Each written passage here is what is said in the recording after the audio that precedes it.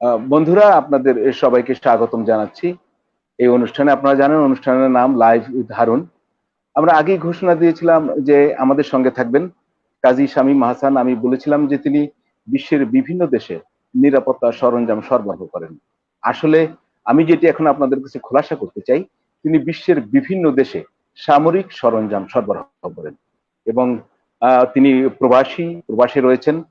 তার সদর দপ্তর, এই ব্যবসা প্রতিষ্ঠান যেটা, সেটি হচ্ছে এক্সপ্লোরার গ্রুপ, যেটি বিশ্বের বিভিন্ন দেশে 100টিরও বেশি দেশে সামরিক সরঞ্জাম সরবরাহ করেন। বাংলাদেশের এই প্রবাসী তরুণ নাগরিক কাজী শামীম হাসান, তার প্রধান সদর দপ্তর হচ্ছে নিউ ইয়র্কে। তার মধ্যপ্রাচ্যে রয়েছে, এশিয়ার এদিকে রয়েছে, বাংলাদেশেও তার ব্যবসা রয়েছে, আফ্রিকায় তার ব্যবসা রয়েছে। আরো জানিয়ে রাখি, তার মাইনিং ব্যবসা রয়েছে, অর্থাৎ বিশ্বের বিভিন্ন দেশে তার খনি রয়েছে, সেটি পাথরের খনি, সেটি কয়লার খনি, এই ব্যবসাগুলো করেন। শামীম হাসান, আপনাকে স্বাগত। আপনি কেমন আছেন? আসসালামু আলাইকুম। আলহামদুলিল্লাহ ভালো আছি। শামীম হাসান এখন জি বলুন। লাইভ উইথ হারুনের সকল দর্শকদেরকে শুভ সন্ধ্যা। আশা করি সবাই ভালো আছেন এবং আশা করি যারা এই মুহূর্তে দেখছেন এবং ভবিষ্যতে দেখবেন আজকের আলোচনা উপভোগ্য হবে ইনশাআল্লাহ। বন্ধুরা, শামীম হাসান এখন রয়েছেন কাতারে। আসলে তিনি বিশ্বের বিভিন্ন দেশেই তার ঘুরতে হয়। কিছুদিন আগেও ছিলেন মালয়েশিয়ায়, আবার তিনি কখনো চলে যাবেন আমেরিকায়, কখনো চলে যাবেন আফ্রিকায়, এভাবেই তার জীবন চলছে। জানিয়ে রাখি, আমরা ঢাকা বিশ্ববিদ্যালয়ে সমসাময়িক। কাজী শামীম হাসান পড়তেন মার্কেটিং এ এবং আমি পড়তাম ইকোনমিক্সে। সেই দীর্ঘদিনের আমাদের বন্ধুত্ব। তারপরে তিনি দেশের বাইরে চলে যান ব্যবসা বাণিজ্যে, দীর্ঘদিন আমাদের যোগাযোগ ছিল না। আমরা আবার নিজেদের জানতে পেরেছি, পরিচিত হতে পেরেছি এবং শামীমের বিভিন্ন ব্যবসা বাণিজ্য এর সম্পর্কে খোঁজ খবর রাখি। শামীম মূলত সামরিক সরঞ্জামের ব্যবসা করেন। আমরা শামীমের সেই ব্যাকগ্রাউন্ড এগুলো জানবো। আমি প্রথমেই শামীমের কাছে জানতে চাই, ঢাকা বিশ্ববিদ্যালয়ে আপনি তো পাশ করলেন, আমার মনে আছে ওই সময়। তারপরে আপনি কখন দেশের বাইরে চলে গেলেন এবং এই যে সামরিক সরঞ্জাম সরবরাহের ব্যবসা, সেটিতে আপনি কিভাবে যুক্ত হলেন? ধন্যবাদ আপনাকে। এক্স্যাক্টলি আমি আমার অনার্স শেষ হয় 93 শুরুর দিকে। তো শেষ হলে তখন ঢাকা ইউনিভার্সিটির যে সিচুয়েশনটা ছিল, আমরা 80s শেষের দিকে স্টুডেন্ট। তো তখন ক্ষমতায় ছিলেন মরহুম এরশাদ সাহেব, রাষ্ট্রপতি ছিলেন। তো আমরা তার বিরুদ্ধে স্বৈরাচার বিরোধী আন্দোলনে লিপ্ত ছিলাম। তো ওই আন্দোলনে এক পর্যায়ে বাংলাদেশেরই কোনো না কোনো গোয়েন্দা সংস্থাগুলোর সাথে আমার পরিচয় হয় এবং সেখানে একটা ভালো সম্পর্ক গড়ে ওঠে এবং তাদের সাথে নিয়মিত যোগাযোগ, যাতায়াত এবং তাদের ইয়েতেই আমি পরবর্তীতে প্রায় 42টা পরীক্ষা পুলিশের গাড়িতে দেই। তো একই সময়ে একাধিক এম্বাসির সাথেও ভালো সম্পর্ক হয় ঢাকায় অবস্থিত এবং সেখান থেকে বিশেষ করে তৎকালীন সোভিয়েত ইউনিয়ন এম্বাসি, পরবর্তীতে রাশিয়ান এম্বাসি, ভারতীয় এম্বাসি এবং ব্রিটিশ এম্বাসির সাথে। তো এই সম্পর্কগুলোকে জাস্ট একটা ভাবে ধারণ করা। এরপরে আমি অনার্স শেষে চাকরিতে জয়েন করি এবং একই সাথে তখন আমার যে সাবজেক্ট মার্কেটিংয়েরই কিছুটা রিলেটেড, যেটা হলো ডিস্ট্রিবিউশন। আমি ডিস্ট্রিবিউশন ব্যবসা শুরু করি প্রাণের পুরো ঢাকা সিটির এবং অ্যারোমেটিকের তখন পুরো ঢাকা সিটির, এবং পরবর্তীতে আরো 2 বছর পরে কেয়ার। আমি এটার মূল একক মালিক ছিলাম না, আমি 1/3 মালিক ছিলাম আরো 2 জনের সাথে। তো এইরকম একটা অবস্থার মধ্যে আমি আবার লন্ডনে সবজি রপ্তানি শুরু করি। প্রায় 2500 কেজি করে সপ্তাহে 3 দিন 7500 কেজি সবজি পাঠাই এবং পরপর প্রথম 2 বছরই আমি বাংলাদেশে দ্বিতীয় স্থান দখল করি। তো এরপরে 97তে আমি দুবাই এবং চায়না যাওয়া শুরু করি এবং 97তে আমি কাকতলীয় ভাবে রাশিয়ান এম্বাসি থেকে একটা অফার পাই যে চার্টার ফ্লাইট চালানো যায় কিনা শারজাহ এয়ারপোর্ট থেকে। তো আমি দেখলাম যে তখন শারজাহ এয়ারপোর্টে শুধু একটা কোম্পানি আছে চার্টার ফ্লাইট চালায়। তো ওরা বললো যে তোমাকে কোনো ইনভেস্ট করতে হবে না, জাস্ট তুমি লাইসেন্স করো, আমরা তোমাকে অ্যাজ পার আমরা তোমাকে সাপোর্ট করব। তো আমার কাছে খুবই বিষয়টা আকর্ষণীয় মনে হচ্ছিল। তো তখন সদ্য শারজা ফ্রি জোন এয়ারপোর্ট গড়ে উঠেছে। তো আমি আমার ঢাকা বিশ্ববিদ্যালয়ের জসিমউদ্দিন হলের তখন ডাকসুর হল সংসদের সেক্রেটারি ছিলেন রতন ভাই। ওনার মাধ্যমে, উনি তখন দুবাইতে থাকেন, কাপড়ের ব্যবসা করেন, রেডিমেড গার্মেন্টসের ইম্পোর্ট করেন। তো ওনার মাধ্যমে আমি আজিম আল ইয়াকুব নামে এক ভদ্রলোককে পেয়ে যাই, যিনি ছিলেন তৎকালীন আমিরাতের ডিফেন্স সেক্রেটারি। তো ওনাকে আমি, যদিও ফ্রি জোনে কোনো ফরেনারের আর লোকালকে নিতে হয় না, লাগে না, বাট আমার কাছে একটা কৌশল ছিল যে ওনাকে সাথে নিলে ভালো হবে। তো ওনাকে সাথে নিয়ে আমি ব্যবসা শুরু করি, এই এয়ারলাইন্সের ব্যবসা, তো চার্টার ফ্লাইট চালানোর ব্যবসা। তো সেখান থেকে যেহেতু উনি আপনার ছিল ফরেন ডিফেন্স সেক্রেটারি, আর আমি ছিলাম এই লাইনের প্রতি প্রচুর আকর্ষণ, তো একে একে আস্তে আস্তে আস্তে আস্তে ঢুকে যাওয়া আর কি, শুরু করা। আরেকটা বিষয় আপনাকে বলি, সেটা হলো এই ডিফেন্স রিলেটেড যে ব্যবসা, এইসব ব্যবসায় বাংলাদেশে কিছুটা কম্পিটিশন থাকলেও পৃথিবীর মোস্ট অফ দা দেশে এটা অনেক বেশি সাপ্লায়ার নেই। এটা একেবারে লিমিটেড সাপ্লায়ার এবং লিমিটেড কম্পিটিশন, যেটা এখানে মজাটাই এটা, এই আর কি। ধন্যবাদ। আমি আবার বন্ধুদের জানিয়ে রাখি, আমাদের সঙ্গে রয়েছেন কাজী শামীম আহসান, এক্সপ্লোরার গ্রুপের চেয়ারম্যান এবং এমডি। আসলে তিনি বিশ্বের বিভিন্ন দেশে 101টি দেশ, বোধহয় 101টি দেশে সামরিক সরঞ্জাম সরবরাহ করেন। আমরা শুনছি যে সেই সামরিক সরঞ্জাম সরবরাহের ব্যবসায় তিনি কিভাবে যুক্ত হলেন। শামীম, একটা বিষয় জানতে চাই, আপনি তো খুব শর্টকাট বললেন। তো এই যে সামরিক সরঞ্জামের ব্যবসাটা, তো আপনাকে তারা পছন্দ করলো কিভাবে, আপনি চাহিদাটা বুঝলেন কিভাবে, এবং একই সঙ্গে এই সামরিক সরঞ্জাম কিভাবে সংগ্রহ করতে হয়, সাপ্লাইটা কিভাবে নিতে হয়, সেই পদ্ধতি বা সেই যোগাযোগটি আপনি কিভাবে গড়ে তুললেন? ওকে, আমি একটা জিনিসে সবসময় বিশ্বাস করি, সেটি হলো কোনো ব্যবসায়ের জন্য অর্থের চাইতে বেশি দরকার হলো রিলেশন। আপনি যখন সম্পর্ককে একটু নারিশ করবেন, খুব আগলে রাখবেন, ছোট্ট পাখির মতো হাতের তালুর ভিতরে, এবং খুব জোরে চেপে না, আবার ছেড়ে দিয়েও না, তাইলে এই সম্পর্কগুলো কিন্তু অনেক বেশি ব্যবসার জন্য সহযোগিতা করে, সেটা যে কোনো ধরনের ব্যবসায়ী হোক না কেন।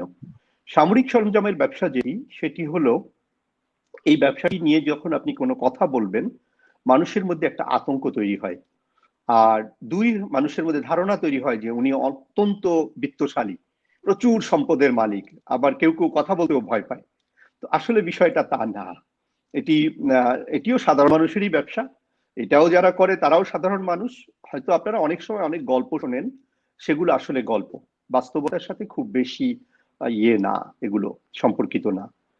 এখানে যেটা হয় সেটা হলো, মানুষ যে যে দেশগুলোতে আপনার কান্ট্রি টু কান্ট্রি এটি হ্যান্ডেল হয়, তো এখানে কান্ট্রি টু কান্ট্রি ধরেন প্রত্যেকটা দেশেই ডিফেন্স সেক্রেটারি আছে, সেনাপ্রধান আছে, নৌপ্রধান আছে, বিমান বাহিনী প্রধান আছে, কোনো কোনো দেশে 4টি বাহিনী আছে। তো এই বাহিনীগুলোর প্রধানরা বা ডিফেন্স মিনিস্ট্রি সরাসরি যোগাযোগ করার চাইতে আমাদের মতো যারা আছেন বিভিন্ন দেশে, তাদের মাধ্যমেই অনেক সময় যোগাযোগ হয়ে থাকে। বেশিরভাগ যোগাযোগগুলোই মাধ্যম দিয়ে হয়, নেগোসিয়েশন গুলো। তো এখানে যেটা হয় যে ধীরে ধীরে ধীরে ধীরে সম্পর্কগুলো, একদিনে তো আর সম্পর্ক এভাবে গড়ে ওঠেনি। তবে আমি ব্যক্তিগতভাবে কিছু টেকনিকের ইয়ে করার কারণেই হয়তো আমি এখনো টিকে আছি। সেটি হলো, ধরুন কোনো দেশে আমি ব্যবসা করব, সে দেশে আমি একজন সৎ রিটায়ার্ড জেনারেলকে খুঁজে নেই, যার সাথে বন্ধুত্ব করে তাকে একটা বড় অংশ পার্টনারশিপ দিয়ে, তাকে ফেস করিয়ে তাকে দিয়ে ব্যবসাটা করা, মূলত তার নামে ওই দেশে ব্যবসাটা চালানো। এতে গিয়ে যেটা হয় যে শিকড়টা অনেক গভীর হয় এবং কাজ করতে অনেক সুবিধা হয়।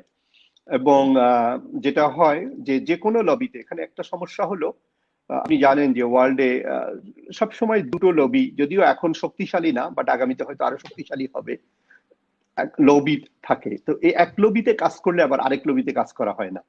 তো সেক্ষেত্রে যখন লোকাল পিপলকে ইউজ করে কাজ করা যায়, তখন এই একটা সুবিধা পাওয়া যায়, যেটা হলো যে ওই দেশে কাজ করতে বেশ সুবিধা হয় এবং ধীরে ধীরে ধীরে ধীরে সম্প্রসারণ করা যায়। এখানে মূল যেটা, সেটি হলো সম্পর্ক আর পণ্য। যে পণ্যগুলো ক্রয়ের ব্যাপারে যেটি সরকার যেভাবে সিদ্ধান্ত নেয়, সেটি হলো সবসময় রেগুলার একটা অর্ডার থাকে, রেগুলার একটা প্রোডাক্টের ইয়ে থাকে। আরেকটা যেটা হলো যে প্রোডাক্টের ডিমান্ড ক্রিয়েট করা। যে প্রোডাক্টটা ওই দেশে নেই সেই প্রোডাক্টের নিউ ডিমান্ড ক্রিয়েট করা। আমরা এখন যেটা করি, আমরা কোথাও কোথাও ফ্যাক্টরি এস্টাবলিশমেন্টেও সহায়তা করি উইথ ফান্ডিং, যে কোনো দেশের ফান্ড নেই বাট কোনো দেশের ওই জিনিসটার ফ্যাক্টরি করে দেওয়া যায়, তো সেটি আমরা করি। আর এর বাইরে যেটা আমরা করি সেটা হলো এই মুহূর্তে আর্মস অ্যামুনিশনের চাইতে সবচেয়ে বড় বিষয় যেটা, সেটা হলো সিকিউরিটি ডিভাইস। আমরা বিভিন্ন গোয়েন্দা সংস্থার সাথে সিকিউরিটি ডিভাইস নিয়ে কাজ করার চেষ্টা করি। এই পুরো বিষয়টাই আমাকে বলতে পারেন যে আমি একজন শিক্ষানবিশ। আমি গত 3 দশক যাবত যা শিখছি, আমি এটার উপর এখনো মাস্টার্স না, বড় কোনো ব্যবসায়ী না, একেবারে শিক্ষানবিশ একজন সাধারণ মানুষ, ব্যবসায়ী। ধন্যবাদ। বন্ধুদের আবারও জানিয়ে রাখি, আমাদের সঙ্গে রয়েছেন কাজী শামীম আহসান। উনি এখন কাতারে রয়েছেন এবং উনি হলেন তার যে ব্যবসা রয়েছে এটি সামরিক সরঞ্জামের ব্যবসা, এক্সপ্লোরার গ্রুপ ওনার প্রতিষ্ঠান, এবং বিশ্বের 100টিরও বেশি দেশে তিনি আর্মস অ্যামুনিশন সহ বিভিন্ন ধরনের সামরিক সরঞ্জাম সরবরাহ করেন। আমরা সেই গল্পটি শুনছিলাম এবং তিনি কিভাবে সেই ব্যবসায় যুক্ত হলেন সেটি বলছিলেন। যে আমি আপনাদের জানিয়ে রাখি যে ঢাকা বিশ্ববিদ্যালয়ে যখন তিনি স্টুডেন্ট পলিটিক্স করতেন তখন সরকারের দু একটি গোয়েন্দা সংস্থার কাছ থেকে তিনি ডাক পান, যেতে হয়, এবং উনি পুলিশের গাড়িতে বসেই পরীক্ষা দিয়েছিলেন। সেই সূত্রে একটি পরিচয় হয়, তারপরে বিভিন্ন দূতাবাসের সঙ্গে পরিচয় হয়, এবং একই সঙ্গে তিনি এক সময় দেখা যায় যে বিদেশি মন্ত্রীদের সঙ্গেও পরিচয় হয়। তারপরে উনি এক সময় সবজি রপ্তানি করতেন, তারপরে চার্টার্ড ফ্লাইটের ব্যবসা শুরু করলেন। সেখান থেকেই মূলত এই সামরিক সরঞ্জামের ব্যবসায় ঢোকা। এখন তিনি আসলে পুরো দস্তুর দেশের বাইরেই থাকেন, এখন রয়েছেন কাতারে। তার এই যে প্রতিষ্ঠান, তার সদর দপ্তর আমেরিকায় এবং বিভিন্ন দেশে। আমি এই নেটওয়ার্কটার ব্যাপারে এবার কাজী শামীম আপনার কাছে জানতে চাচ্ছি যে কোন কোন দেশে আপনার প্রতিষ্ঠান রয়েছে, আপনার নেটওয়ার্কটা কিরকম, কিভাবে এগুলো ম্যানেজ করেন, আপনার এতগুলো দেশে কাজ করতে হয়, কোথায় কোথায় অফিস রয়েছে, সেগুলো যদি একটু বলতেন। ধন্যবাদ আপনাকে। এখানে যে বিষয়টা আমি আপনাকে একটু আগে বললাম, যে সম্পর্ক স্থাপনের মাধ্যমে ব্যবসা করা, তো আমার এখন সবগুলো কন্টিনেন্টেই নিজেদের অফিস রয়েছে। তো কন্টিনেন্টের হেডকোয়ার্টার গুলো মূলত ওই দেশে, ওই মহাদেশের বাকি দেশগুলোকে কোঅর্ডিনেট করে। তো এটাই হলো মূল। আর এখানে লোকাল পিপল আমার সাথে কাজ করে, বেশিরভাগই হলো পার্টনারশিপে। এখানে কিন্তু অন্য ব্যবসার মতো প্রচুর স্টাফের দরকার হয় না, খুব লিমিটেড স্টাফের দরকার হয়। আর আমি প্রথমে যেটা বলেছিলাম যে অ্যাকচুয়ালি আমি যেটা করি, আমি সাধারণত রিটায়ার্ড জেনারেল যারা আছেন, ওই সব দেশের যারা গভর্নমেন্টের গুড বুকে আছেন, তাদের সাথে একটা ভালো বন্ধুত্ব পূর্বে থেকে থাকার কারণেই আমার সাথে কোনো না কোনো ভাবে পার্টনারশিপ হয়ে যায় এবং আমরা খুব সাবলীল ভাবে ওই দেশগুলোতে ব্যবসা করতে পারি। এই মুহূর্তে মূলত আমরা আমেরিকাতে কাজ করছি। এর বাইরে আফ্রিকাতে আমরা বেশ কিছু দেশে কাজ করার চেষ্টা করছি, যার মধ্যে কেনিয়া কেন্দ্রিক মূলত। আর মিডল ইস্টে আগে আমরা দুবাই কেন্দ্রিক ছিলাম। তো দুবাই থেকে আমরা 2008-9 পরে আমরা কাতারে শিফট হই এবং এখন পুরোপুরি কাতার কেন্দ্রিক আমরা। বাট অন্য দেশগুলোতে আমাদের এইভাবে যারা আমার সাথে সংশ্লিষ্ট তাদের মাধ্যমে আমরা কাজ করি। আর সাউথ এশিয়াতে শ্রীলঙ্কাতে আমার অফিস রয়েছে, কলম্বোতে মূলত।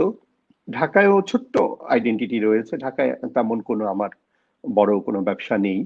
আর ফার ইস্টে আমার রয়েছে মালয়েশিয়াতে। এমনিতে ইন্দোনেশিয়া, সিঙ্গাপুর, ফিলিপিন, হংকং, এইগুলোতে অপারেশন রয়েছে।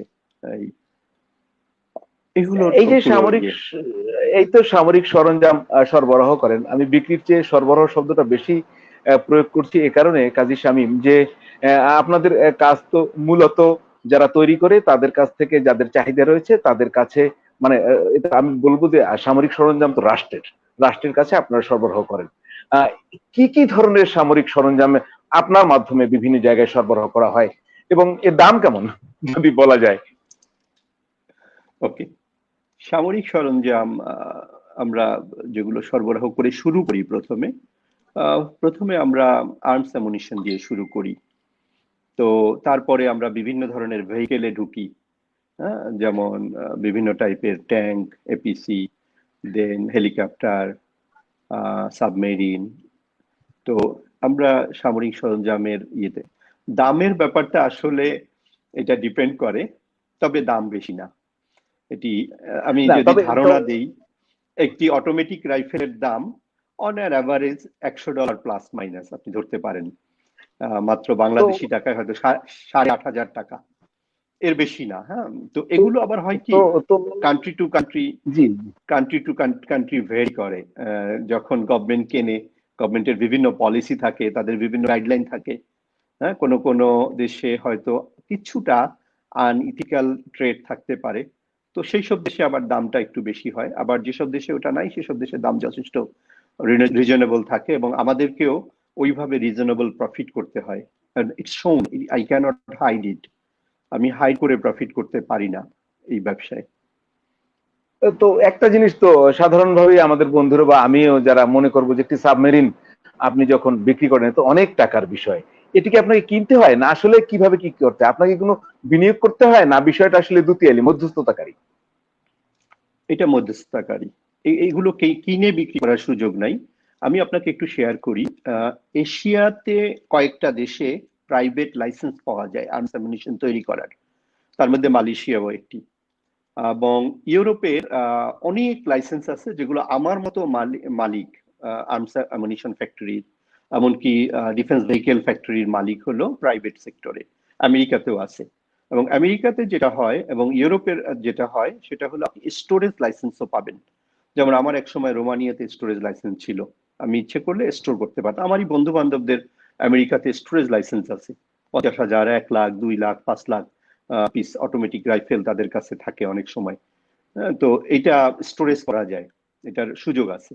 তো এশিয়াতে আমাদের মতো দেশগুলোতে এখনো এগুলো যেহেতু সিকিউরিটি ইস্যু, সরকারগুলো বেশিরভাগ দেশই কম এই সুযোগটা, বাট উন্নত দেশগুলোতে এই সুযোগটা অনেক বেশি। আর সরবরাহের বা বিষয় যেটা, সরবরাহ মূলত সরকার কেন্দ্রিক আমরা কাজ করি, বাট অনেক সময় হয় যেটা যে আমরা অনেক আনইথিক্যাল অফার পেয়ে থাকি। তো এখানে যেটা হয় যে আনইথিক্যাল অফারে যদি কেউ ইনভলভ হয়, তাহলে সে দীর্ঘদিন এই ব্যবসায় টিকে থাকতে পারবে না, তাকে খুব শর্ট আমি পিরিয়ডেই। আমি আমি আপনাকে এখানে থামিয়ে দিয়ে ওই জায়গাটাই চলে আসছি যে আমরা তো অনেক সময় দেখি যে কখনো বিভিন্ন গ্রুপ এই আর্মস এমিউনিশন চায়, অথবা বিচ্ছিন্নতাবাদীরা, অথবা নাশকতাকারীরা, অথবা কোনো সন্ত্রাসী গ্রুপ, সেটা তো তারা তো নিশ্চয়ই সংগ্রহ করে, নয়তো আর্মস এমিউনিশন পায় থেকে। তো সেক্ষেত্রে আপনাদের সাথে তাদের যোগাযোগ হয় কিনা, যোগাযোগ হলে আপনারা কিভাবে তাদেরকে হ্যান্ডেল করেন, অর্থাৎ আপনাদের তো নিশ্চয়ই অ্যাভয়েড করতে হয়, আসলে এরা কিভাবে সংগ্রহ করে সেটাও তো জানতে ইচ্ছে করে আমাদের। ওকে, নাইস। আমি আপনাকে একটা জিনিস বলবো। আহ, বেশিরভাগ যে সন্ত্রাসী গোষ্ঠীগুলো, এরা কোনো না কোনো রাষ্ট্রের সাপোর্টে তৈরি হয়। যেমন আপনি যদি ধরেন আল কায়দা, তালেবান, আইএসআইএস, এরা কিন্তু ইসরায়েল এবং আমেরিকার সাপোর্টে তৈরি হওয়া সংগঠন। তো এদেরকে অস্ত্র দেওয়ার হেডেক হলো তাদের, তারা তাদের কাছ থেকে কোনো না কোনো ভাবে পেয়ে যায়। মানে আপনি অবাক হয়ে যাবেন যে আমি যদি আপনাকে একটা তথ্য দেই যে সম্প্রতি যে আইএসআইএস ছিল, তারা আরব দেশের অনেকগুলো দেশেই তারা সশস্ত্র করেছে, দেখা গেছে তাদের বেশিরভাগই চিকিৎসা হয়েছে তেল আবিবে। তো আমার অবস্থান থেকে এই কথাগুলো বলা খুব রিস্ক, এগুলো আমি আরো ডিটেল বলতে পারি না, বাট আমরা জানি বলা যে ঠিক এগুলো হবে না, এইভাবে বলা ঠিক হয়, হবে না। ঠিকও হবে না। আর আমাদের যেটা হয়, আমাদের যে অফারগুলো আসে, আসলে এই অফারগুলো যদি কোনো বিজনেস পিপল নেওয়ার চেষ্টা করে, he will be punish, by আপনার জীবন দিয়ে তাকে এটার করতে হবে। এখানে লোভ করার কোনো সুযোগ নাই, এখানে লোভে পা দেওয়ার কোনো সুযোগ নাই, এটি হলো বড় বিষয়। এখানে অনেক ধরনের অফার আসে, এবং অফারগুলো মূলত আসে রাষ্ট্র থেকে। রাষ্ট্রই অফার দেয় ওই বিচ্ছিন্নতাবাদীদের জন্য, বিচ্ছিন্নতাবাদীদের যোগাযোগ করতে হয় না, কারণ ওই বিচ্ছিন্নতাবাদী গ্রুপগুলোই কোনো না কোনো রাষ্ট্রের সাপোর্টে তৈরি হয়। বিচ্ছিন্নতাবাদী গ্রুপ কিন্তু এমনি এমনি তৈরি হয় না, এটা আমার আমার আমার জ্ঞানও তো আমি পাইনি। হ্যাঁ, যে কোনো দেশের অভ্যন্তরে যখন বিচ্ছিন্নতাবাদী গ্রুপ তৈরি হয়, তখন মূলত প্রতিবেশী রাষ্ট্র যাদের স্বার্থ বেশি থাকে, তারা সেখানে অস্ত্র সরবরাহ করে। তো তারা 2-3 ভাবে করতে পারে, এর মধ্যে একটা হলো তারা ডাইরেক্টলি বিভিন্ন ভাবে অস্ত্র পৌঁছে দিতে পারে। আর আমাদের মতো যারা সরবরাহকারী, তাদের কাছ থেকে তারা কখনোই সাপোর্ট পাবে না।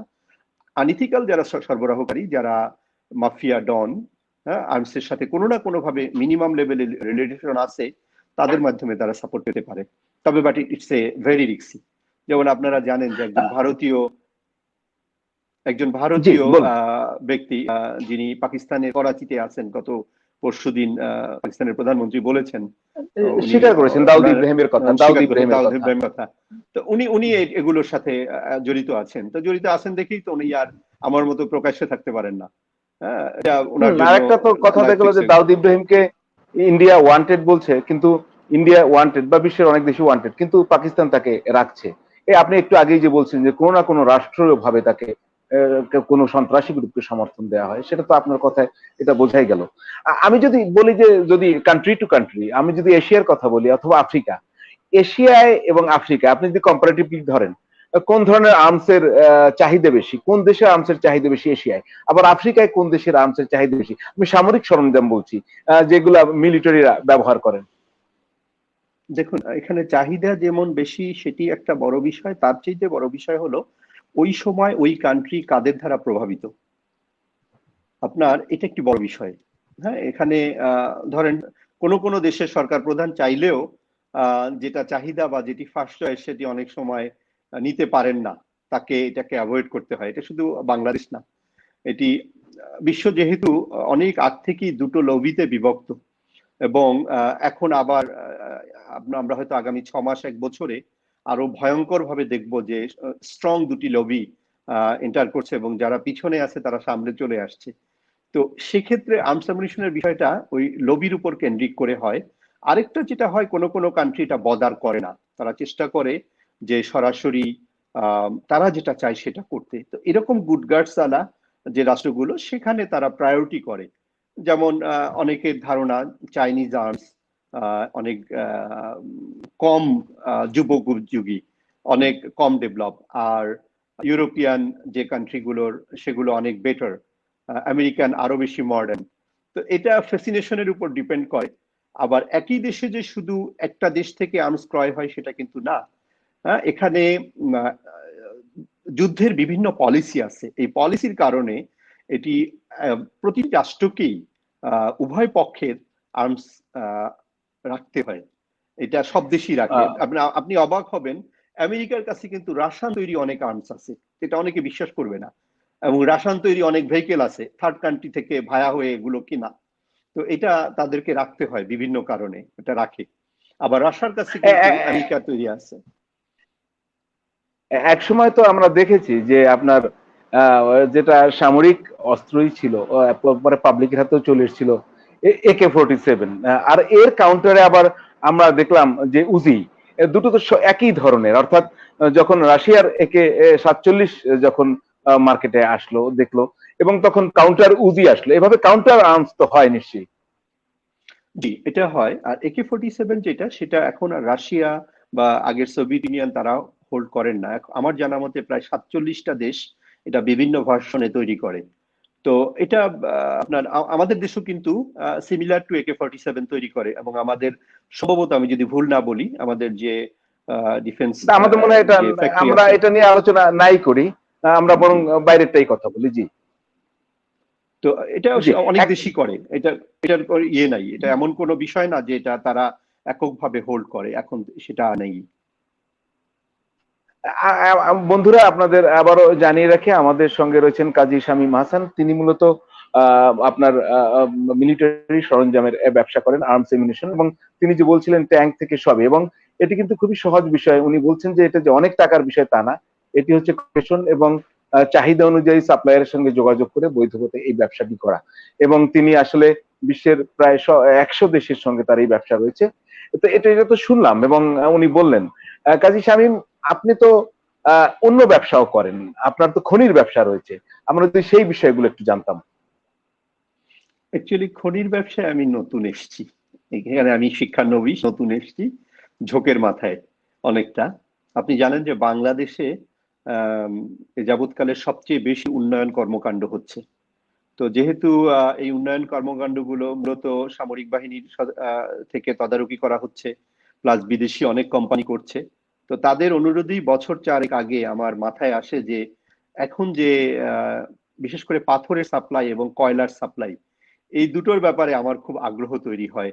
এবং আমি একটা মার্কেট রিসার্চ করে দেখি যে আসলে এটা বাংলাদেশে যে বাজার মূল্য হওয়া উচিত তার চেয়ে অনেক গুণ বেশি বাজার মূল্যে বাংলাদেশে এটা বিক্রি হয়। তো দেশের প্রতি টান বা দেশের জন্য কিছু করার প্রত্যয় থেকেই আসলে মাইনিং ব্যবসায় আমার আশা। আমি এটাই খুব একটা এক্সপার্ট না এবং আমি আগে কোনোদিনই এটা করিনি।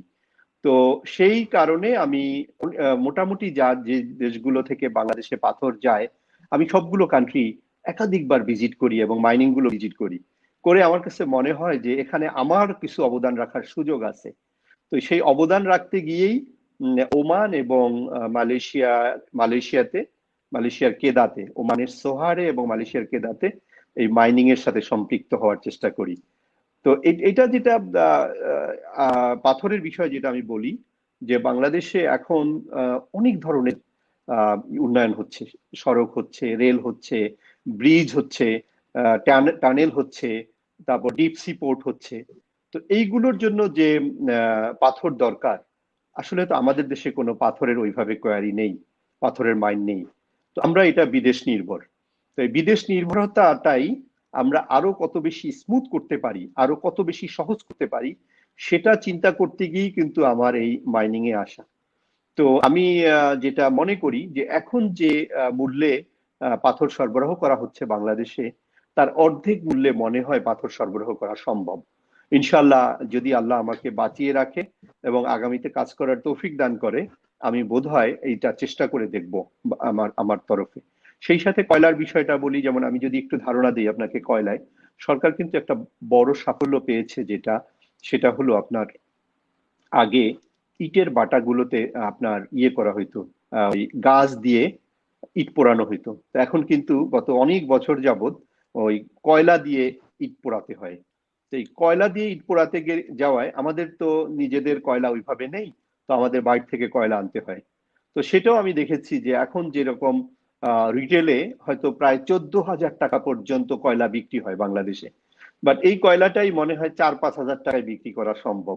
আপনি একটু চিন্তা করে দেখেন, যদি সত্যি সত্যি এই ভাবে করা যায়, তাহলে কিন্তু ইটের দাম কমে যাবে। ইটের দাম কমে গেলে বিল্ডিং এর প্রোডাকশন কস্ট কমে যাবে। হ্যাঁ, বা অন্যান্য যে প্রোডাকশন কস্ট, পাথরের দাম কমে গেলে অন্যান্য প্রোডাকশন কস্ট লজিক্যালি কমে যাওয়ার কথা। তো এরকম চিন্তা থেকেই আমার আসলে এই মাইনিং এ আসা।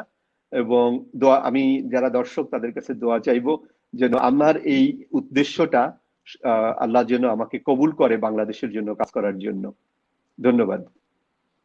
বন্ধুরা, আপনাদের আবারও জানিয়ে রাখি যে আমাদের সঙ্গে রয়েছেন কাতার থেকে কাজী শামীম আহসান। তিনি আসলে একজন ব্যবসায়ী এবং নিরাপত্তা সরঞ্জাম, সামরিক সরঞ্জাম সহ বিভিন্ন ব্যবসার সঙ্গে যুক্ত। একই সঙ্গে তিনি এখন মাইনিং এর সঙ্গেও যুক্ত। তার প্রতিষ্ঠানের নাম এক্সপ্লোরার গ্রুপ। তো কাজী শামীম, আপনার কাছে জানতে চাই যে আমাদের দেশের অনেক লোকই তো, অনেক ব্যক্তিরাই তো বিদেশে ব্যবসা করে সফলতা পেয়েছেন। আপনার জানা মতে আমরা যদি এই এই অঞ্চলেই ধরি, সেটা মালয়েশিয়া, মধ্যপ্রাচ্যের বিভিন্ন দেশ, বা আপনার জানা মতে আমাদের বাংলাদেশের যারা রয়েছেন দেশের বাইরে, তারা কি ধরনের ব্যবসা করছেন, কতটা সফলতা অর্জন করছেন? ধন্যবাদ আপনাকে। আসলে আমাদের দেশের প্রায় এক এক 1,40,00,000, মতান্তরে 1,50,00,000 লোক পৃথিবীর বিভিন্ন দেশে রয়েছেন। তো পৃথিবীর বিভিন্ন দেশ বলতে পৃথিবীতে আমার জানা মতে এমন কোনো দেশ নেই যে দেশে বাংলাদেশের লোক নেই। আমি যদি একটু উদাহরণ দেই, যে আমাদের পাসপোর্টে একটা দেশে এন্ট্রি নেই, সেটি হলো ইসরায়েল। ইসরায়েলের তেল আবিবেও প্রায় 40,000 বাংলাদেশি আছেন। কারণ ইসরায়েল কিন্তু আমাদের ভিসা বন্ধ করে নাই। আপনি লেবানন থেকে যদি ইসরায়েলে ঢুকতে চান ঢুকতে পারবেন, যদি আমিও কোনোদিন যাইনি, আমি ওই রাষ্ট্রটাকে ভয় পাই। তো পৃথিবীর সব দেশেই আছে। এমন রাষ্ট্র আছে যেখানে টোটাল জনসংখ্যা 28,000, তার মধ্যে প্রায় 5,000 বাংলাদেশি। ছোট রাষ্ট্র। তো যেমন আমি কোনটা, কাতারে সে কোন আছি এই দেশ? মুহূর্তে। আহ, প্রশান্ত মহাসাগরের ভিতরে একটা দ্বীপ রাষ্ট্রের কথা আমি বলছি। বা জি। কাতারের কথাও যদি আমি বলি, কাতারে আপনার স্থানীয় লোক সংখ্যা 3,45,000, আর আমরা আছি প্রায় 5 লাখের মতো বাংলাদেশিরা। মানে স্থানীয় জনসংখ্যার প্রায় 1.5 গুণ আমরা বাংলাদেশিরা আছি। তো এর বাইরে ধরেন আপনি যদি সৌদি আরবের কথা বলি, সৌদি আরবে প্রায় 27 লাখ বাংলাদেশি আছে। হ্যাঁ, বিভিন্নভাবে বৈধ এবং অবৈধ। মালয়েশিয়াতে আমরা বিশ্বাস করি যে প্রায় 15 লাখ বাংলাদেশি আছে, যদিও হিসেবে এম্বাসি হিসাবে বা আমাদের যে বয়েসেল আছে বা ইয়ে আছে, জনশক্তি রপ্তানি তাদের হিসাবে একটু কম হবে। কম হওয়ার কারণ কিন্তু সরকারের না, কম হওয়ার কারণ হলো আমাদের দেশের লোকজন বিভিন্ন ভাবে বিদেশ যায়, যেমন নৌকায় করে যায়, অন্য দেশ হয়ে যায়, ভিজিট ভিসায় যায়। এটা সরকারের পক্ষে হিসাব রাখা সম্ভব না, এবং তারা কখনোই ওইভাবে এন্ট্রি হয় না। তো এই যাওয়ার পরে যেটা হয়, যেমন আমি আমার কিছু অভিজ্ঞতা আপনাকে শেয়ার করব। এই দেশগুলিতে যাওয়ার পরে এরা ওই জায়গার সাথে এত দ্রুত মিশে যায়। এবং আমি একটা কথা সবসময় বলার চেষ্টা করি, এটা বাড়িয়ে বলা না, পৃথিবীতে সবচেয়ে সেরা ওয়ার্কার বাংলাদেশি ওয়ার্কার। বাংলাদেশের যারা যায় তারা চেষ্টা করে সর্বোচ্চ শ্রম দিয়ে, সর্বোচ্চ কষ্ট করে দেশে তার ফ্যামিলির জন্য অর্থ পাঠাতে। এবং মানে কেউ যদি 800 রিঙ্গিত আয় করে, তাহলে সে চেষ্টা করে ওভারটাইম করে অন্য বিভিন্ন ভাবে আরো 200 বা 300 রিঙ্গিত জোগাড় করে 1100 রিঙ্গিত পাঠাতে। কি খেলো, কিভাবে থাকলো, এটা তার কাছে মুখ্য না। তার হয়তো সে ভালো একটা খাবার দীর্ঘদিন খায় নাই, বাট এটা ভালো পোশাক পরে নাই, এতে তার কোনো দুঃখ নাই। তার একটাই চাওয়া যে ফ্যামিলিতে টাকা যাক, অর্থাৎ দেশে টাকা পাঠায়। এটা অন্য কোনো দেশ কিন্তু এইভাবে করে না। এবং বাংলাদেশের যারা ছেলেরা বিভিন্ন দেশে কাজ করে, আপনি যদি শ্রীলঙ্কানদের দেখেন, তারা সন্ধ্যার পরে মদ খেতে হবে তাদের। বাংলাদেশের 1%ও এই জাতীয় সম্পৃক্ততা নাই। তো এখানে যেটা হয় সেটা হলো, একটা ভুল আছে আমাদের, সেটি হলো আমাদের দেশের যারা গ্রাজুয়েট এবং মাস্টার্স হয় তারা বিদেশে যেতে চায় না। তারা মনে করে বাংলাদেশেই তারা অনেক ভালো কিছু করবে। বাট তারা যদি এই যে যারা কম শিক্ষিতের মতো বিদেশে আসতো, তাহলে কিন্তু বাংলাদেশ আরো এগিয়ে যেত। তো সেখানে যারা আসে, এই যে সাধারণ শ্রমিক, এবং বেশিরভাগ ক্ষেত্রেই তারা কোনো টেকনিক্যাল নো হাউ ছাড়াই আসে। আসার পরে তারা দ্রুত কাজগুলো শিখে ফেলে, ভাষা শিখে ফেলে, তাদের আচার আচরণ শিখে ফেলে, এবং এমন ভাবে ডেভেলপ করে যেগুলো কখনো কখনো অবিশ্বাস্য মনে হয়। আমি আমার স্ত্রী প্রায় 6-7 বছর আগে মালয়েশিয়ায় এক প্রেসে গিয়েছিলাম। প্রেস বলতে আসলে যা বুঝায় ওটা প্রেস বলাটা ঠিক হবে না। সেটি প্রায় 1.5-2 একর জমির উপরে, এবং যিনি ওটার মালিক, উনি আমাদেরকে একটা স্পোর্টস কার, নতুন দামি স্পোর্টস কারে করে নিয়ে গেলেন, এবং ফেরার পর সময় আবার দামি একটা বিএমডাব্লিউ তে আমাদেরকে আবার পথ চিনিয়ে মেইন রাস্তায় উঠিয়ে দিলেন। তো সবচেয়ে মজার ব্যাপার হলো, ওই ভদ্রলোক ইউরোপের বেশিরভাগ পাবলিশার্সের বই ছাপান, এবং ওনার যে প্রেস, ওটা খুব দ্রুত ঘুরে দেখতেও আমার 1 ঘন্টা লেগেছে। তো উনি 5 পর্যন্ত পড়ালেখা করেন নাই। তো বিষয়টা খুব অবাক ব্যাপার যে একটা লোক 5 পর্যন্ত পড়ালেখা করে নাই, সে এইরকম একটা মানে বিষয়ের মালিক, যেখানে আপনার ইংরেজি, স্প্যানিশ এবং অন্যান্য ভাষার বই ছাপা হয়, এবং ইউরোপের বড় বড় পাবলিশার্সদের বই ছাপা হয়, এবং সেটা তার ওখানে এক শিফটে প্রায় 240 জনের মতো ওয়ার্কার কাজ করে। এটা এরকম অসংখ্য উদাহরণ আছে। যেমন কোন কোন দেশে, মালয়েশিয়ার কথাই বলি, মালয়েশিয়ার আপনি জানেন যে প্রাক্তন প্রধানমন্ত্রী নাজিব এবং তার ওয়াইফ, তাদের পার্টনার ছিল একজন বাংলাদেশি, এবং অনেকটা তাদের ব্যবসা সহ সবকিছু চালাতো ওই বাংলাদেশি। তখন বাংলাদেশিরা ভালো ছিল, যদিও নাজিব দুর্নীতির সাথে সংশ্লিষ্ট এবং অনেক বদনাম আছে, বাট বাংলাদেশিরা তখন বেশ ভালো ছিল, বিকজ ওই ভদ্রলোক পার্টনার ছিল। তার কিন্তু এডুকেশন ছিল না, সে একেবারেই ইলিটারেট, এবং তার 3 জন মালয়েশিয়ান ওয়াইফ ছিল, এবং এই 3 জন মালয়েশিয়ান ওয়াইফ নিয়ে একসাথে চলতেন। তো আমার যেটা দেখা, এই যে অল্প শিক্ষিত, কম শিক্ষিত, বাট তারা স্বশিক্ষিত, তারা সার্টিফিকেট দাঁড়ি না, আপনার আমার মতো ঢাকা বিশ্ববিদ্যালয় বা অক্সফোর্ড থেকে পড়ালেখা করে নাই, বাট আমার মনে হয় আমার চাইতে তারা জ্ঞানী, আমার চাইতে বুদ্ধিমান, এবং তারা অসম্ভব রকমের মেধাবী, এবং তাদের এই মেধার প্রতিফলন ঘটিয়ে দেশে দেশে তারা ব্যবসাকে দারুণভাবে বিস্তার করেছে।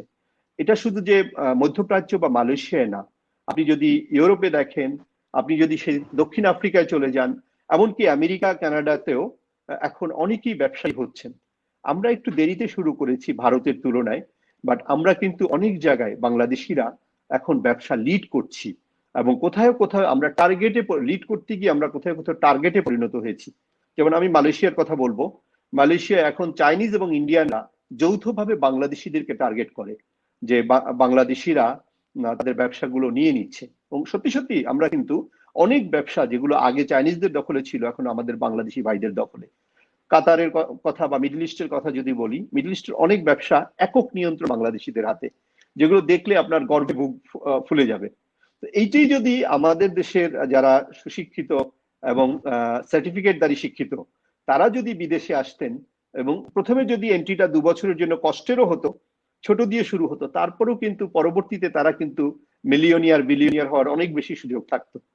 তো এই প্রতিষ্ঠাটা আমাদের দেশের মধ্যে কম। আরেকটা বিষয় যেটা আমি আপনাকে বলবো, আমাদের আত্মকর্মসংস্থানের উপলব্ধিটা আরো বেশি আসতে হবে।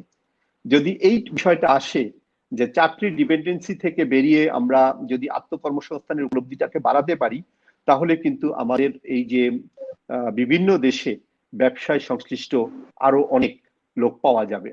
আপনি যদি 1.5 কোটি লোকের যদি 10% ব্যবসা সংশ্লিষ্ট হয়, তাহলে কিন্তু 15 লাখ ব্যবসায়ী সারা পৃথিবীতে বাংলাদেশের হয়ে লিড করবে।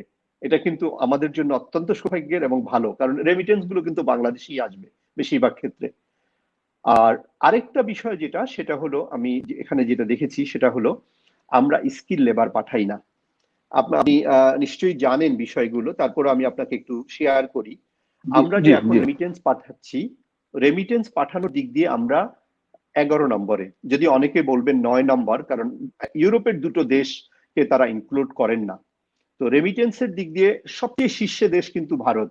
ভারত যেটা করে, তারা টেকনিক্যাল নো হাউ পিপলকে পাঠায়, এবং তাদের টেকনিক্যাল ইনস্টিটিউট যেটা, সেগুলো প্রচুর। ভারতের কিন্তু আপনার একেবারে লেবার খুব কম পাবেন, যেটা আমাদের দেশে খুব লেবাররা বিদেশে যায়। দ্বিতীয় হলো চীন। চীনও টেকনিক্যাল নো হাউ পিপল পাঠায়, লেবার কিন্তু পাঠায় না। চীন কিন্তু বিদেশে শ্রম রপ্তানি করে, এবং চীন শ্রম রপ্তানিতে দ্বিতীয়।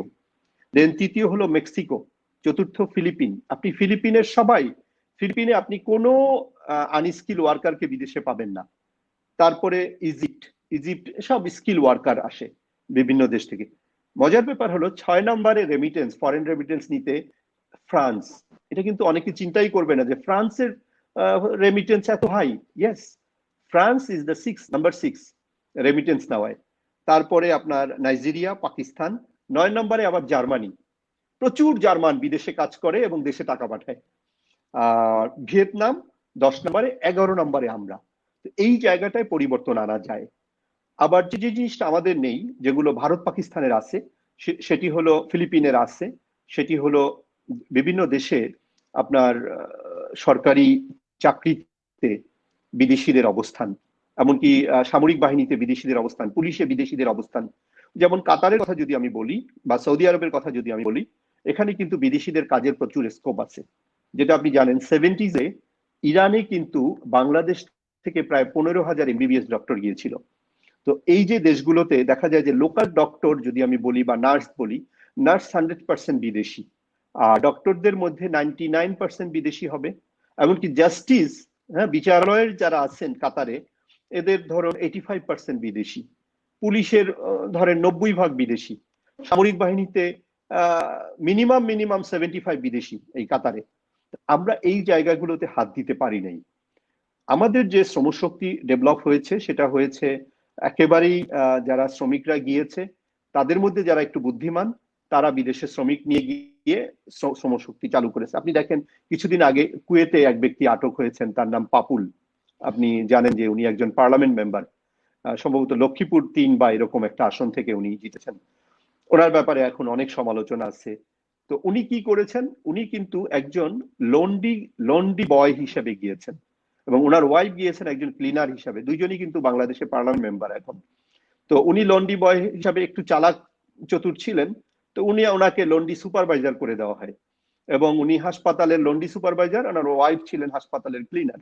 সেখান থেকে উনি এমন লেভেল অ্যাচিভ করছেন, আমি যদি নেগেটিভলি দেখি তো দেখতে পারি, আবার আমি যদি অন্যভাবে দেখি যে আমাদের ছেলেরা কত বেশি ট্যালেন্ট, যে উনি জেলে গেছেন, উনি একাধিক মন্ত্রী একাধিক জেনারেলকে সাথে নিয়ে জেলে গেছেন, মানে দেশের একেবারে সরকারকে নরবরেট করে দিয়েছেন।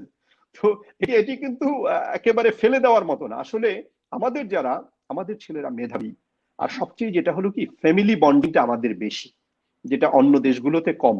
আমাদের দেশের প্রত্যেকটা ছেলের ফ্যামিলি বন্ড, এমনকি মেয়েরাও যারা এখন আসছে, যা কিছু পারে উজাড় করে এখান থেকে আর্ন করে ফ্যামিলিকে পাঠায়। ছেলেরা সেই বেশিরভাগ ওই যে আমাদের দেশে একটা কথা বলে না, ভাদাইম্যা, 1%ও নাই, তার চেয়ে কম। হ্যাঁ, তো দেশের প্রতি ইচ্ছা, এদেরকে অনেককে আত্মকর্মসংস্থানে নিয়োজিত করে। কাতারের কথা যদি আমি বলি, আপনাকে আমি একটু শেয়ার করি এইভাবে, যে কাতারে আনস্কিল হিসাবে এসছে ইলেকট্রনিক কোম্পানিতে, কদিন পরে সে ইলেকট্রনিক কাজ শিখেছে, শিখে সে 2 বছরের মধ্যে ভাষা শিখে, ড্রাইভিং শিখে, এখন তার আন্ডারে 25, 30, 40 জন কাজ করছে।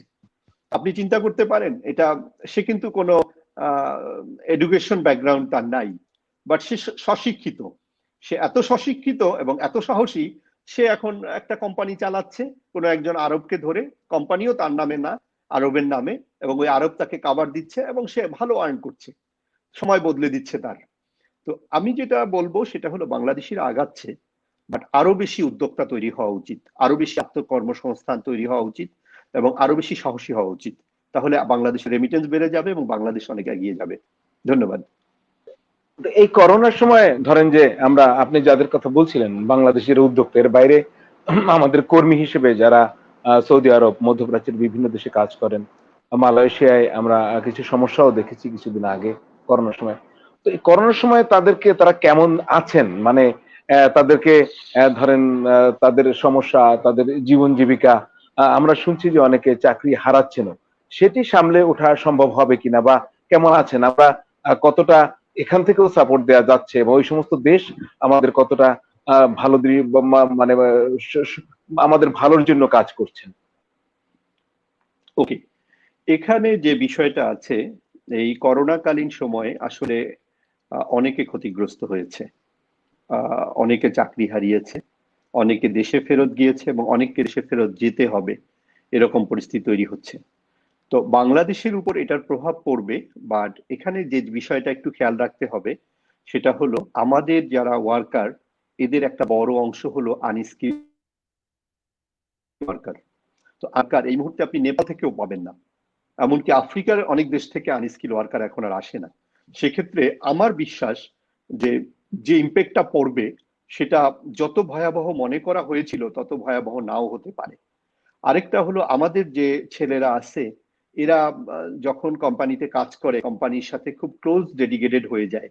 তো এই ক্লোজ ডেডিকেশন যদি কোম্পানির সাথে তার যদি কোনো বাড়াবাড়ি না থাকে, যখন একটা কোম্পানি 7 জনকে ছাঁটাই করবে 20 জন থেকে, তো এই 7 জনের মধ্যে দেখা যাবে যে আমাদের দেশের যারা পড়বে তাদের সংখ্যাটা কমে যাবে অন্য দেশের তুলনায়।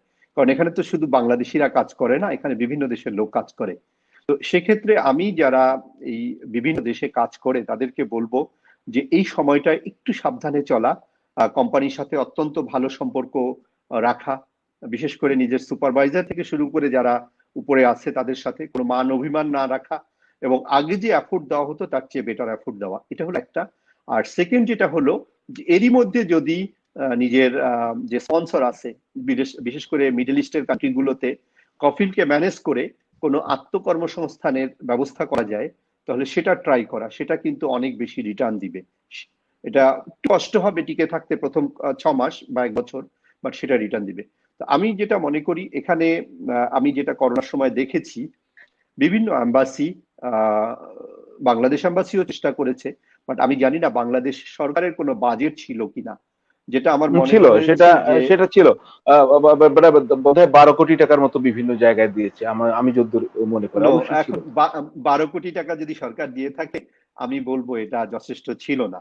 কারণ আমাদেরই এক সেটা বড় আপনি ভাই বলতে ঢাকা পারেন, জি। ইউনিভার্সিটির, সে এখানকার রাষ্ট্রদূত ছিলেন, উনি চলে যাচ্ছেন, এবং যিনি আসছেন তিনিও আমাদের ঢাকা ইউনিভার্সিটির বড় ভাই, দুজনই এস এম হলের।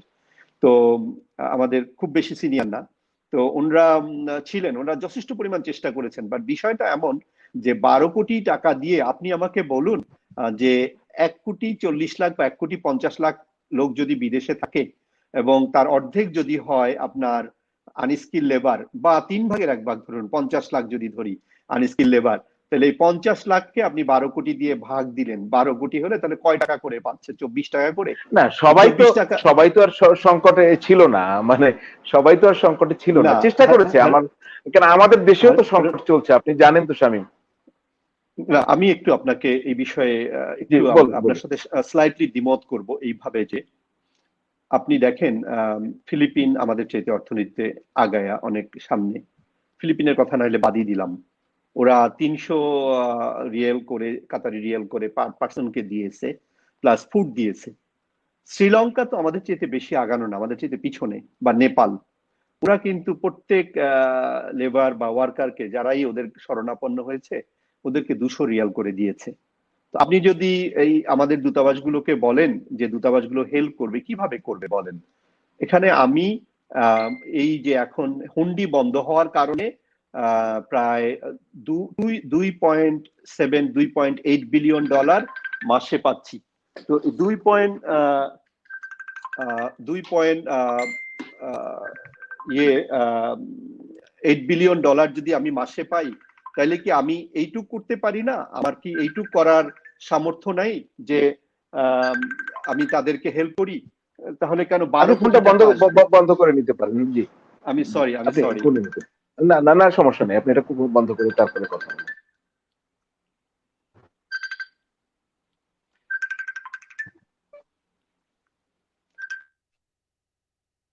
তো এই বিষয় দুঃখজনক। আমি যেটা মনে করি যে আমাদের দেশের যে সহায়তা হওয়া উচিত এবং যে সহায়তা হচ্ছে, এটির মধ্যে একটা আকাশ পাতাল ব্যবধান আছে। কারণ আমরা দেখি অনেক খাতেই আমাদের দেশে অর্থ ব্যয় হয়, অনেক খাতেই অর্থ বরাদ্দ করা হয়। যেসব ব্যবসায়ীরা ক্ষতিগ্রস্ত হন নাই তাদের জন্য 60,000 কোটি টাকা বরাদ্দ হতে পারলে, আমাদের দেশে যারা রেমিটেন্স নিয়ে আসছে, সবচেয়ে বড় অর্থনীতিতে সবচেয়ে বেশি অবদান রাখছে, তাদের জন্য কেন 12 কোটি টাকা হবে? এই কোশ্চেন একজন না, প্রবাসী হিসেবে আমি সরকারকে করতেই পারি। এটা এতে হচ্ছে, সরকার এটা যদি হচ্ছে মনোকষ্ট পায় তাহলে আমাকে বলতে হবে যে না আপনি 60,000 কোটি টাকা দিলেন কিছু ইন্ডাস্ট্রিয়ালিস্টকে, আর 12 কোটি টাকা দিলেন আপনি সারা 50 লাখ বা 1,50,00,000 মানুষকে। এটা কোন ধরনের ইয়ে হলো? এটা আসলে না, আমরা এখানে আমি যেভাবে একটু দেখা একটু উচিত আপনাকে সেটা দেখতে পারি আপনাকে না। তথ্য দিয়ে একটু সহায়তা করি। এটা হচ্ছে যে বিভিন্ন দূতাবাসের মাধ্যমে দেওয়া হচ্ছে, কিন্তু এখানে কিন্তু আপনার প্রবাসী কল্যাণ ব্যাংকের মাধ্যমে এখন যদি সব মিলিয়ে বলেন যে প্রচুর ঋণের ব্যবস্থা করা হচ্ছে, যারা এখানে ফিরে আসছেন সেটির উদ্যোগ কিন্তু সরকার নিয়েছে।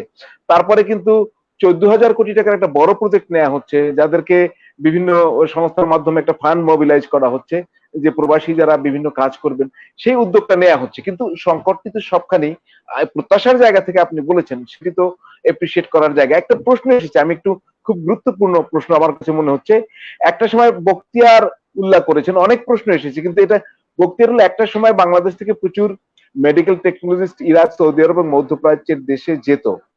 উনি বলছেন বর্তমানে এ বিষয় নিয়ে কোনো উদ্যোগ, আসলে তো একটা সময় তো যেত আমাদের এখান থেকে মেডিকেল টেকনোলজিস্ট, শামীম আপনি তো জানেন, সেটি কি এখন যায় না? মানে সমস্যাটি কোথায়? না, সমস্যাটা হলো কি, গভর্নমেন্টের যে ইস্যুগুলো সেগুলোতে গভর্নমেন্টকে ভূমিকা রাখতে হবে প্রাইভেট কোম্পানির পাশাপাশি। আমি যেভাবে দেখেছি, আমি এই ব্যাপারে আমি ভারতের রাষ্ট্রদূতদেরকে স্যালুট দেব। হ্যাঁ, অনেকে হয়তো অসন্তুষ্ট হবেন এইরকম কথা বলায়, বাট আমার কাছে মনে হয় যে ভারতের যারা ইয়ে করেন, বিভিন্ন হাই কমিশনার বা রাষ্ট্রদূত, তারা ওত পেতে থাকেন যে কিভাবে এই একটা কাজ বেরোলে গভর্নমেন্টের এটা তাদের দেশের জন্য নেওয়া যাবে। অ্যাজ ওয়েল এস ফিলিপিনও কিন্তু যথেষ্ট পরিমাণ তারা ড্রাইভ দেন। বাট আমাদের দেশ থেকে এই ড্রাইভ গুলো কতটুকু হয় এটা নিয়ে আমি স্যাটিসফাইড না। আমি যেটা বলবো যে আমাদের এই উইং গুলো অত্যন্ত দুর্বল, এবং আমি মনে করি না যে এখানে যাদেরকে নিয়োগ দিলে এখানে রেজাল্ট ওরিয়েন্টেড হবে, রিয়েলি তারা এই জায়গাগুলোতে না। এখানে রিয়েল এক্সপিরিয়েন্স পিপল লাগবে, যাদের কাছে এই ইয়ে আছে, যে কিভাবে এই জায়গাগুলোতে এন্ট্রি করতে হবে। এটা কিন্তু, আমি যেমন আমার ব্যবসার কথা বললাম যে খুব ইজি ব্যবসা, এটাও কিন্তু খুব ইজি কার জন্য? যিনি এই ব্যবসার সাথে সংশ্লিষ্ট আছেন। সেটা যেমন আপনার কাছে সাংবাদিকতা খুব সহজ বিষয়, আপনি এটা হাতের তুরির মতো আর কি, হাতের তুরির মতো আপনি সাংবাদিকতার সাথে সে দীর্ঘদিন যাবৎ জড়িত আছেন। তো যে লোকটা এটার সাথে জড়িত আছে তাদেরকে যদি কোনোভাবে এম্বাসি গুলো বা সরকার যদি তাদেরকে এটার সাথে জড়াতে পারে, তাহলে কিন্তু অনেক সহজ হয়ে যাবে। আরেকটা হলো কি, আমাদের যারা, আমি একটু আত্মসমালোচনা করব, আমাদের দেশের যারা ব্যবসায়ী, আমাদের কিন্তু প্রচুর মুনাফার মেন্টালিটি। ধরুন, পৃথিবীর কোনো দেশেই এত টাকা দিয়ে মানুষ বিদেশে যায় না। আমাদের গরিব ছেলে পেলে প্রচুর টাকা দিয়ে বিদেশে আসে একটা কারণেই, সেটি হলো যে আমাদের যারা মধ্যস্বত্বভোগী তারা এখানে প্রচুর মুনাফা করেন, এবং আমাদের দেশে যে পরিমাণ সাপ্লাই, ডিমান্ডের তুলনায় সাপ্লাই অনেক বেশি। ধরুন ডিমান্ড হলো 1, সাপ্লাই হলো, সাপ্লাই রেডি আছে 100, সে কারণেও অনেক সময় এটা রেটটা বেড়ে যায়। তো যার ফলে আমাদের ছেলেদেরকে বিদেশে আসলে, আমাদের তো ছেলেরাই বেশি আসে, মেয়েরা খুব কম আসে। ইদানিং হাউসমেড মানে বাসার কাজের জন্য মেয়েরা আসে কিছু কিছু দেশে, বাট ছেলেরাই এখানে বেশি। তো ছেলেদেরকে অনেক টাকা খরচ করে আসতে হয়, এটাও কিন্তু একটা বড় বিষয়। তো এই বিষয়গুলো যদি সরকার ভালোভাবে দেখে, তাহলে কিন্তু এই যে শ্রমশক্তি রপ্তানি খাত, এটি কিন্তু আরো সহজ হয় এবং এটি কিন্তু আরো ওয়াইড হতে পারে, অনেক ওয়াইড হতে পারে। যে ভাই প্রশ্ন করেছেন, অত্যন্ত যুক্তিযুক্ত প্রশ্ন করেছেন। প্রশ্নটা তার না, প্রশ্নটা আমার। কেন হয় না, কেন হয় না, মূল কারণ যেটা আমি মনে করি সেটি হলো দীর্ঘদিন যাবৎ এটা অবহেলার কারণে হচ্ছে না। এখানে স্কোপ রয়ে গেছে বিকজ অফ বাংলাদেশি, ধরেন টেকনিশিয়ান যারা, আপনি যদি নার্সেস বলেন বা হেলথ টেকনিশিয়ান বলেন, এমনকি ডক্টর বলেন, এদের কিন্তু প্রচন্ড সম্মান আছে এবং এদেরকে যে কোনো দেশে অত্যন্ত রেসপেক্টের সাথে গ্রহণ করা হয়। হ্যাঁ, এবং এরা যদি আমরা যদি অ্যাপ্রোচ করি, শুধু ডক্টর নার্স না, আমাদের ইঞ্জিনিয়াররা প্রচুর কাজ করতে পারে। এমনকি আমরা যদি অনেক দেশে, নেপাল যদি ভিন দেশে তার সামরিক কন্টিনেন্স থাকে, তাহলে আমার দেশে কেন না? নেপালি গুর্খা রেজিমেন্ট একাধিক দেশে আছে, আমার দেশে কেন বাংলাদেশ রেজিমেন্ট নাই? হ্যাঁ, অনেক দেশে, আমাদের দেশে মানে আপনি বাংলাদেশ বলছেন যে রেজিমেন্ট থাকতে পারে। বাংলাদেশের সেনাবাহিনীও বিভিন্ন দেশে কেন কাজ করবে না, সেটাই কি বলতে চাচ্ছেন আপনি? বিগ অপরচুনিটি আছে, দেখেন এরা যদি কাজ বিগ করে তো অপরচুনিটি। দেশের লাভ, কিন্তু দেশের লাভ। আমাদের তো জাতিসংঘের শান্তিরক্ষী বাহিনীতে তো আমাদের সেনাবাহিনী ভূমিকা অনেক বড়। আমাদের পুলিশ সদস্যরাও সেখানে যাচ্ছেন, সেই জায়গাটা কিন্তু আমাদের তৈরি হয়েছে এবং দক্ষতার সাথে দায়িত্ব পালন করেছেন। আপনি ঠিক বলেছেন, আপনার সাথে আমি একমত। বা জাতিসংঘে আমাদের দেশের কতজন আছে এই মুহূর্তে যদি ধরি, 9,000-এর উপরে হবে না। বাট আমরা যদি না, কিন্তু আমাদের তো হাইয়েস্ট লেভেলে, আমরা তো সবচেয়ে বেশি কন্ট্রিবিউশন আনডাউটলি, জাতিসংঘের শান্তি। আনডাউটলি আমরা জাতিসংঘে শুধু আমাদের কন্ট্রিবিউশন বেশি তাই না, আমরা সবচেয়ে বেশি সম্মানিত, সবচেয়ে বেশি জি। সব দেশের কাছেই আমরা সম্মানিত, গ্রহণযোগ্য। তো সেক্ষেত্রে আমার যেটা, সেটা হলো যে আপনি ধরেন জাতিসংঘের টোটাল নেওয়ার ক্যাপাসিটি কত, এটা তো বড় না, এটা ছোট ক্যাপাসিটি। এবং জাতিসংঘে যে শুধু বাংলাদেশ বা সাউথ এশিয়া থেকে যাচ্ছে তা না, সারা পৃথিবী থেকে আসছে। বাট আমি যে কথাগুলো বলছি সেটা হলো বিভিন্ন রাষ্ট্রে এখন যে স্কোপ গুলা তৈরি হচ্ছে, স্কোপ গুলোর দিকে জি। দেখা। সেই স্কোপ গুলা যেমন না যে সেই সৈন্য স্কোপ গুলো গেলেই সে সবাই মারা যাবে বা ক্ষতিগ্রস্ত হবে, তা কিন্তু না। হ্যাঁ, সেখানে অনেক আরো নতুন নতুন স্কোপ তৈরি হতে পারে, সেগুলোর দিকে নজর রাখা। তৈরি হতে পারে। শামীম, একটা বিষয় আপনার কাছে জানতে চাই যে এখন তো আমরা চাকরি বা কাজের কথা বললাম, তো বাংলাদেশের যারা বিদেশি যে ব্যবসা, আপনার মতো যারা ব্যবসা করতে চান, বা আপনি তো অনেক বড় ব্যবসা করেন বা এখানে তো কিছু নিয়ম কানুন রয়েছে, অনেক দেশে তো সরাসরি ব্যবসা করা যায়ও না।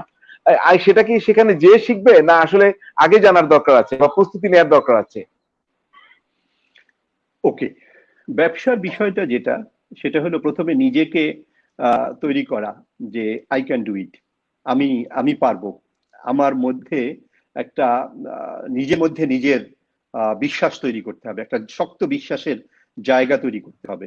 হ্যাঁ, সেটা যদি তার মধ্যে তৈরি হয়, তাহলে এখনকার দিনের যে ব্যবসা, সেটি আমার মনে হয় যে একটু পড়ালেখা করা, সেই দেশ সম্পর্কে জানা। কেউ একজন টার্গেট করলো, তার কাছে টাকা আছে, সে কানাডা গিয়ে ব্যবসা করবে বা কাতারে এসে ব্যবসা করবে বা আমেরিকাতে বা ইউরোপে বা মালয়েশিয়া গিয়ে ব্যবসা করবে, তাহলে এখন আপনি ইচ্ছে করলে ইন্টারনেট ঘাটাঘাটি করলে সেখানকার সুবিধা অসুবিধা, বিভিন্ন নিয়ম কানুন, এমনকি লাইসেন্সের যে বিষয়গুলো, সবই কিন্তু দেশে বসে জানা সম্ভব।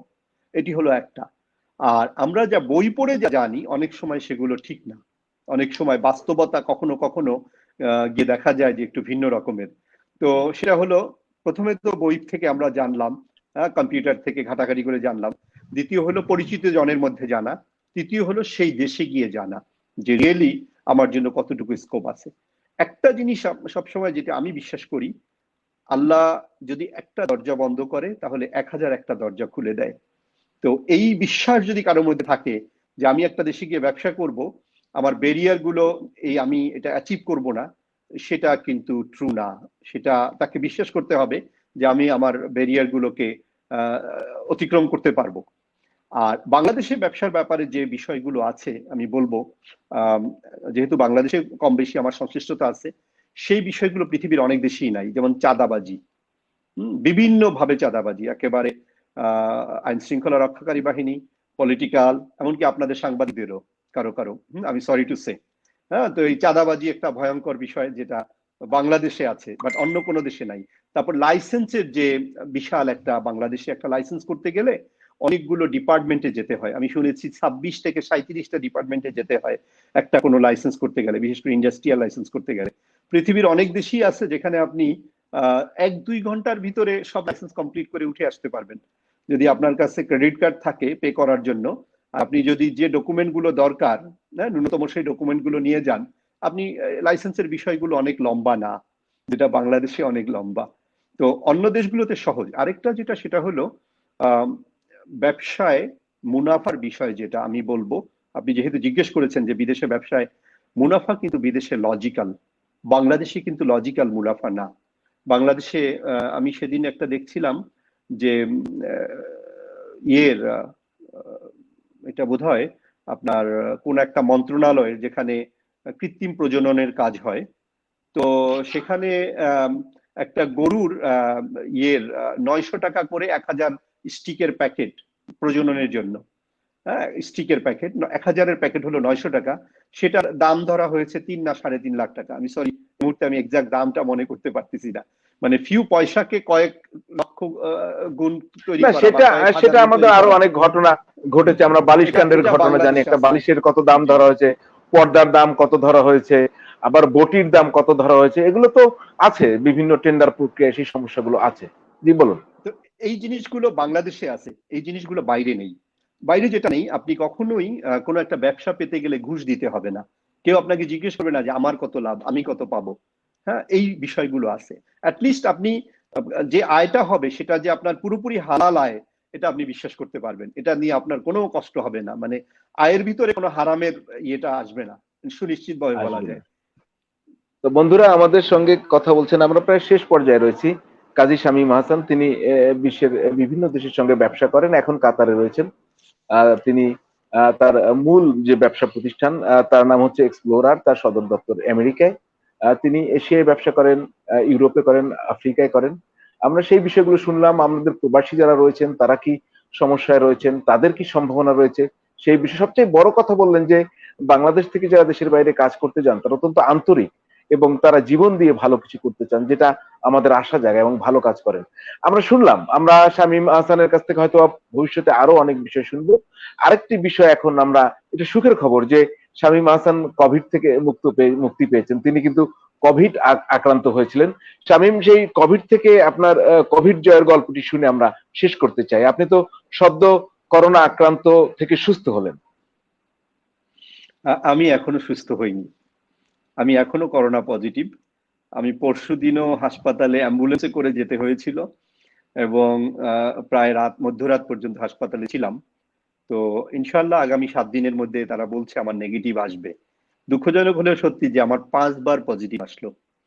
তো এটা আমার জন্য খুবই দুঃখজনক, মানে করোনা আমাকে ভালোবেসে ফেলেছে আর কি, আমাকে ছেড়ে যাচ্ছে না। আ- তো এখন তো কমফর্ট ফিল করছেন নাকি, নিশ্চয়ই? আমি আমি কিন্তু যখন খুব খারাপ অবস্থায় ছিলাম, 8 দিন আমার ফুল অক্সিজেন তো ছিল, এবং আমার 75% ফুসফুস অকেজো হয়ে গেছিল, এবং আমি সিভিয়ার নিউমোনিয়া পেশেন্ট ছিলাম। তখনও কিন্তু আমি কমফোর্ট ফিল করছি। কমফোর্ট ফিল করছি বলতে আসলে আমার মনের জোর অনেক। আমি তখনও ফেসবুকে স্ট্যাটাস দেওয়ার চেষ্টা করছি, হাত কাঁপতো লিখতে, চোখ দিয়ে পানি পড়তো, বাট আমি আতঙ্কিত ছিলাম না, আমি তৈরি ছিলাম, আল্লাহ যদি ডেকে ফেলে তাহলে চলে যাব, এরকম একটা বিষয় ছিল আমার মধ্যে।